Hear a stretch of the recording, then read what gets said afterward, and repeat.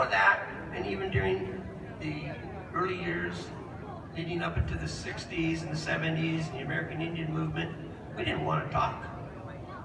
We didn't want to talk to the white people because they incorporate everything, steal everything, want everything, intellectual property, perhaps our medicines.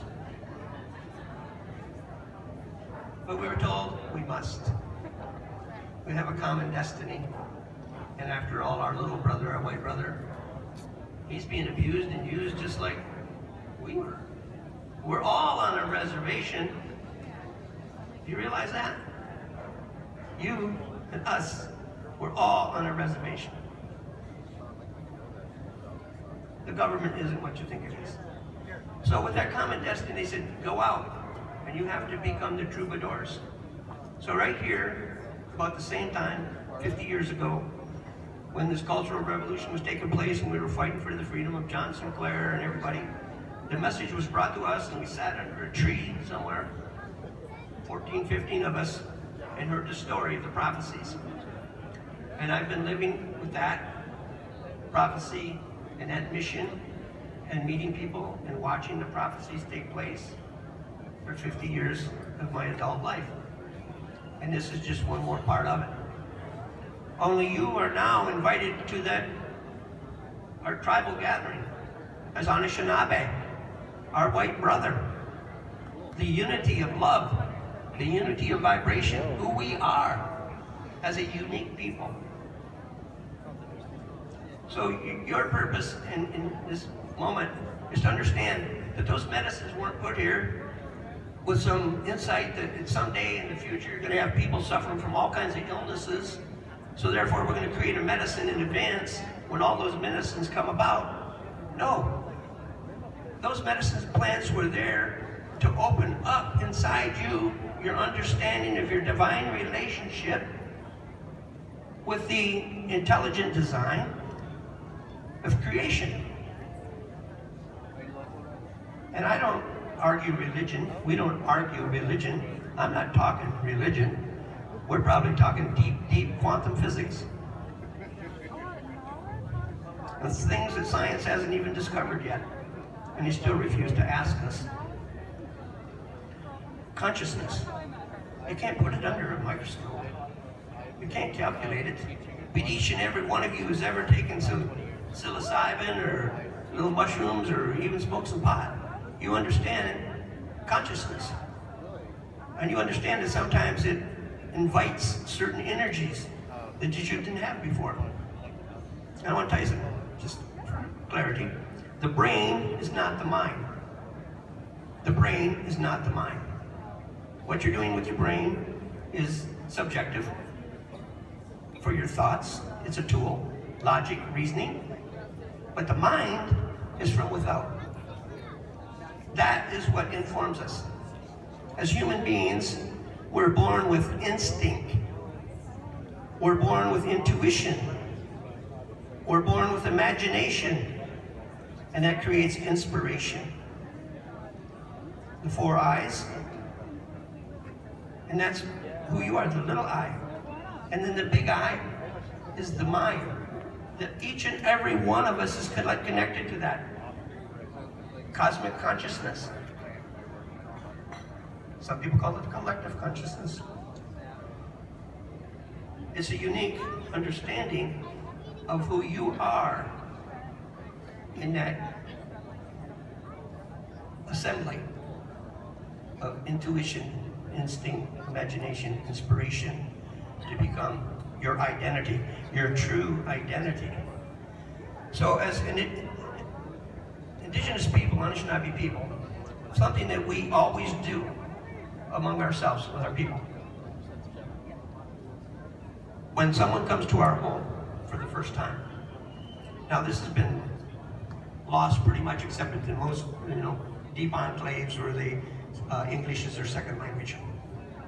The first question was, who are you? Where did you come from? What is your purpose?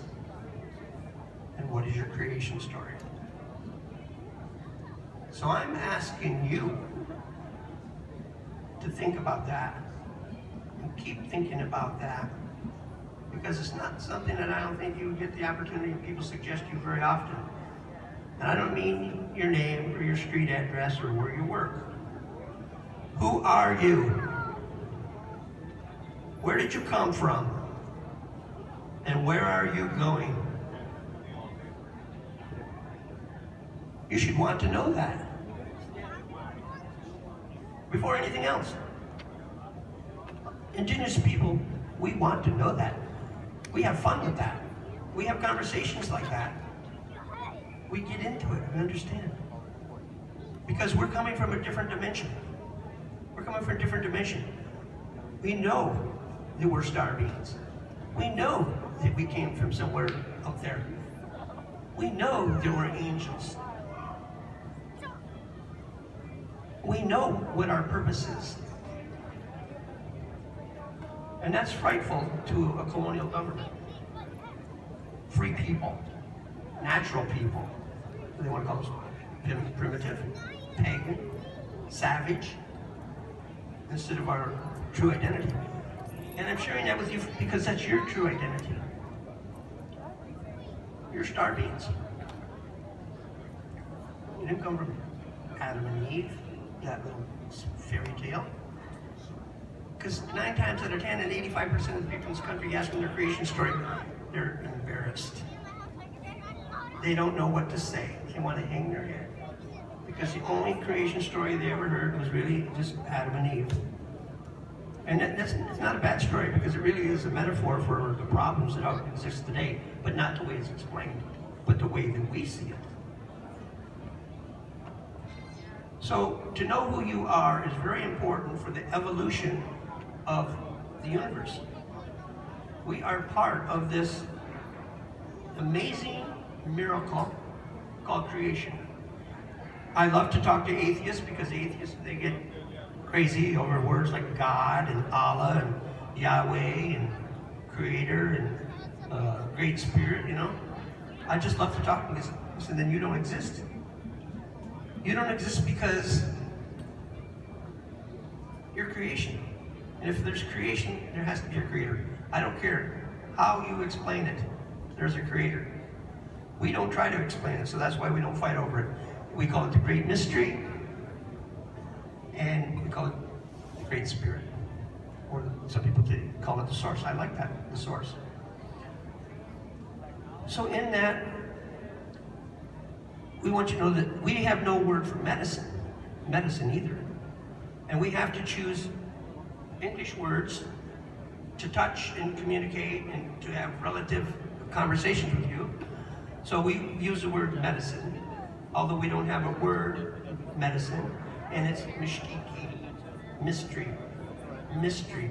So just as creation, healing is a mystery. And various plants, you call plant medicines, it's a mystery. But it's a wonderful mystery. How perfectly designed the earth is. And then you have people come along and they say, well, we're smarter. No, you're not. The earth has been here for billions of years. How can us, the little puny two-legged, have any intelligence greater than what we can intuitively absorb from the sun, from the water, from the earth? We're earth people. We can't live without the air. We can't live without the water. Your body does not stop at the edge of your skin. Just think about that. Your body does not stop at the edge of its skin. So you can understand that you're part of the whole, you're part of the cosmic, and we're all connected. The interpenetrating worlds occupying the same space. And when you have those experiences, what you're going to discover is going into outer space is the wrong direction. Yep. Going into outer space is pointless. You talk to the spiritual elders of indigenous communities, and they don't like the idea of going to the moon, taking Mars rocks, upsetting the balances out there. What's out there Yeah, we gotta is figure it what's out. in here. Shit's here first. You want outer space, you go to inner space. Inner space is outer space. That's the way you travel. That's why you use medicine plants. Woo! Not meant to be a part of the healing process, but put here as a tool for you to use to discover your universal mind relationship with mind, creator, mama, to have that reciprocity with life. Fishika, that breath of life, who you are. So as Anishinaabe, we had a role, and it was Anishinaabe and Anishinaabe. Shin. And the Shin was for the shining ones. Anishinaabe is the people, the original people. But a variation that was Anishinaabe, and they called them the shining ones. So in our life, it was the shining path. The shining path. Now I hesitate to talk like this because there's probably some FBI agents out there. I'm on the Native American watch list. There might be a CIA agent out there somewhere. It's normal.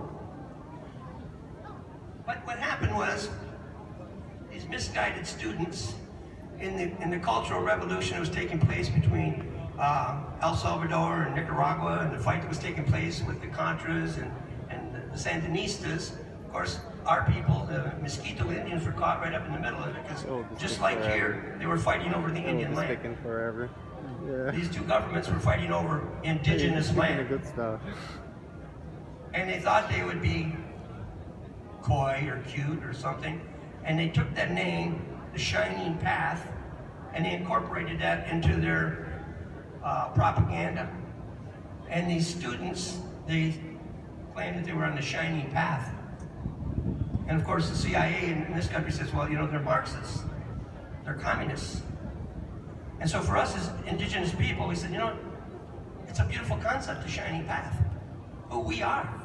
And that comes from our grandmothers.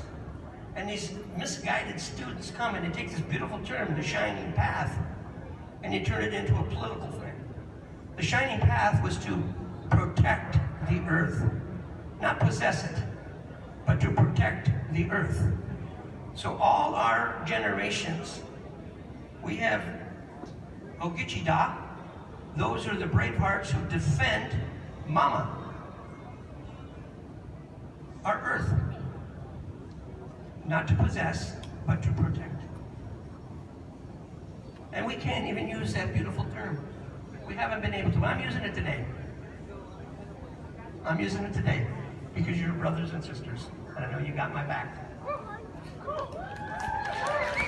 We're on the shining path.